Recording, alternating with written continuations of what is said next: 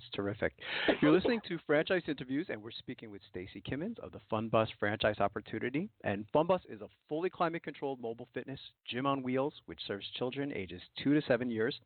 And at Fun Bus, their mission is to drive the love of fitness to the young child, and they do this by bringing weekly fitness fun classes and sessions to daycares and preschools, as well as birthday parties and special events. And, I was saying earlier, Stacey, it's safe to say, what impressed me most about, the Fun Bus is you're really part of these like huge growing industries. I think when you and I spoke, 4 years ago, we kind of established that, the industry you're in is really, I guess, the young child, but you're also part of the health and fitness industry, which is growing. You're part of B2B, you're part of education. And I think that's really what makes your franchise opportunity unique and exciting, because not all franchise opportunities can say that. Maybe you could talk a little bit about that, because I think that's wonderful. Sure. Well, we're what we like to say is part of the $414 million children's fitness industry, to be very specific. And yes, they do look at numbers on this particular industry, right, among other industries. And we're in it at a time when childhood obesity rates are at an all-time high. They're off the charts. Right. So, it's essential that children learn early on to be healthy and physically active. So, we kind of meet all those check marks, everything that a parent right. might want or invest money in for their children early on. Why do you think it's the obesity rate is still so high, Stacey? Again, you've been doing this such a long time now, and I've always wondered too, I guess, we're in a different time, of course. So I guess kids are more like on their iPads or playing video games. Is that part of the problem, you think, today? Why? Because even after everything we know, it still seems to be, a big problem here in the United States, isn't it? It is. I think that parents are a lot busier as well, so they're utilizing right. iPads and technology to entertain their children during downtime. So children are really not running around outside. They're not right. riding bikes like they used to in my time. I rode my bike everywhere. Right, that's right. Right. I think just in general the environment has changed. So we like to sometimes say that we are the anti-app program. We're right, that's getting terrific. to really love being physically active.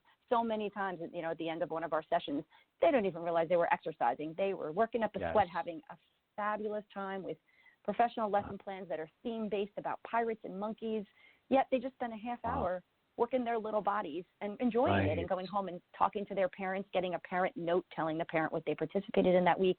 So, again, we like to – I'm sorry, the tickle in my throat. That's okay.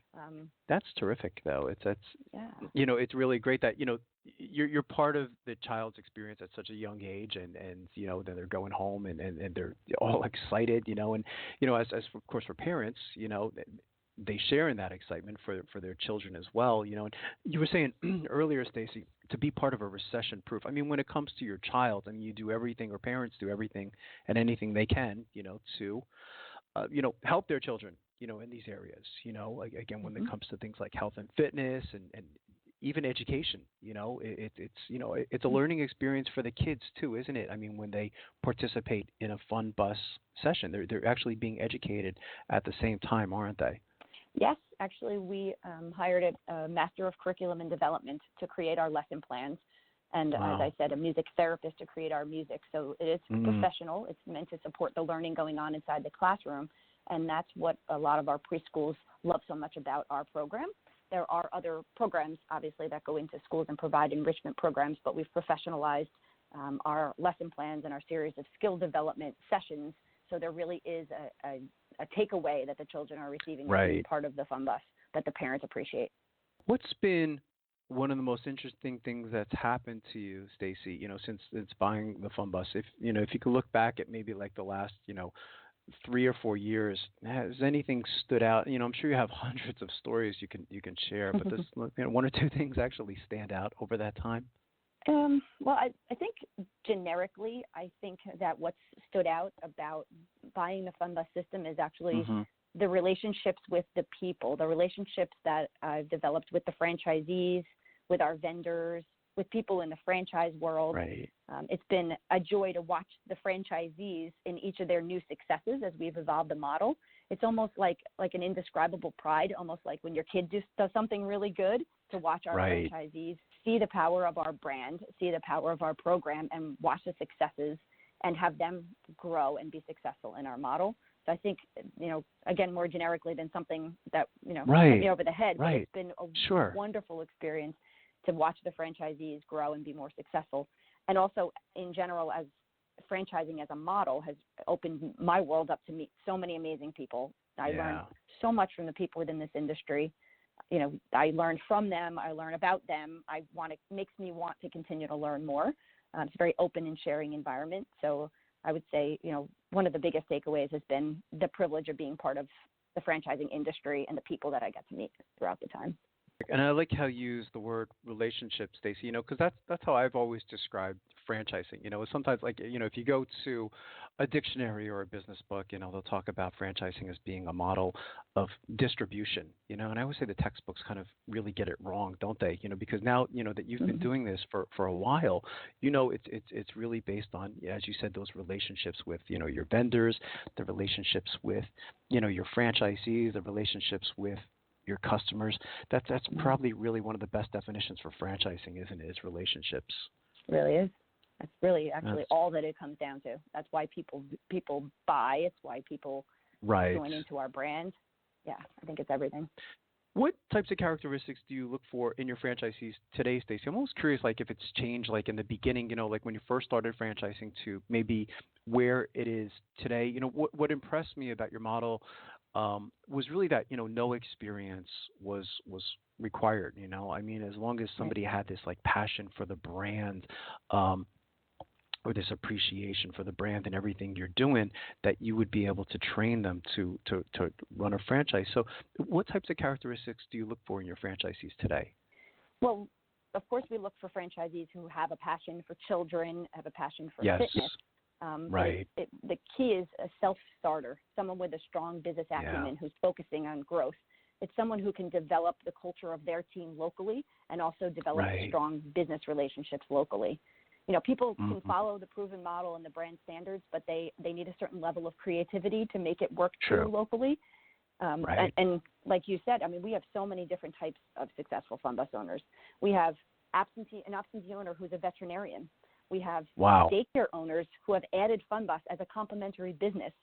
We have a lot of husband and wife teams who bring different skill sets to the table and become very successful.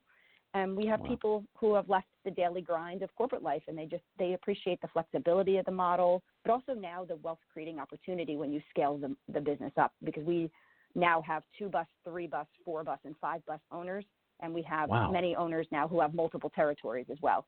So we've really scaled the thing up to create quite an opportunity. That's exciting, Stacey. And as you were saying earlier, the flexibility. What I got out of Fun Bus is, it's kind of like it's a means to an end. You use the term, you're getting away from the daily grind. I worked in corporate America myself, and it really is kind of like a means to an end. It provides your business owners with a more flexible lifestyle, I guess you could say, right?